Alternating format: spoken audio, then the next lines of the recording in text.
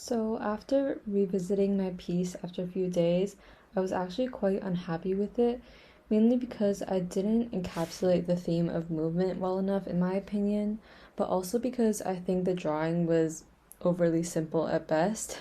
I didn't really know how to one, involve movement, and two, make it more interesting. And at first I wanted to create a collage to add more interest into the piece, but I couldn't find any magazines in my house. So I just decided to start playing around with some pens to see if I could add some more complexity into the piece. So in this first progress photo, I was starting to use a pen to add some more dimension and texture to the figure. I made this kind of topographical pattern that is a little eccentric and unique, but after a while it reminded me too much of a cow print, so I just decided to add some more so that it starts to even itself out. So in this next picture, you can see that I drew over her hair with that same kind of pattern. This was mainly because I didn't really like how the face shape looked under the hair, and I really wanted to cover it up a little bit more. But yeah, I used the same technique over the hair, and at this point, I was starting to feel a little bit defeated because I really didn't like how it was looking, but I still wanted to see if I could salvage it and make it look a little bit better. Since I put the topographical pattern mainly on the shadows, I wanted to do something a little bit more subtle for the highlights and the midtones. So for the topographical pattern, I used a Pigma Micron 05 pen with the 0.45 millimeter tip. And for the diagonal lines over the highlights and the midtones, I used the 03 pen with the 0.35 millimeter tip.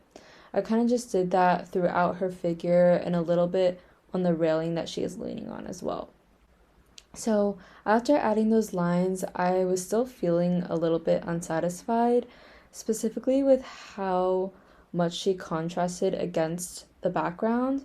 Originally, the background was supposed to be a sunset over a body of water. You can still kind of tell, but because the watercolors I used weren't very pigmented, it looked very, very washed out and very transparent. So I wanted to add a little bit more to the background as well.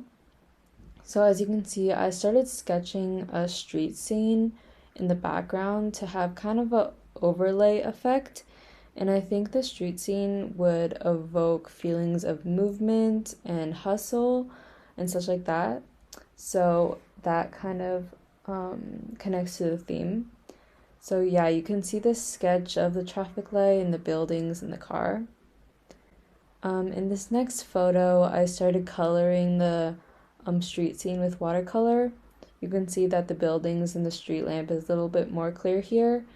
I really don't regret using watercolors though, because I think there's a really nice fade into the background, and although this scene is kind of out of place, I don't think it's very awkward just because the transition between the original background and the street scene is very smooth because of the nature of watercolor.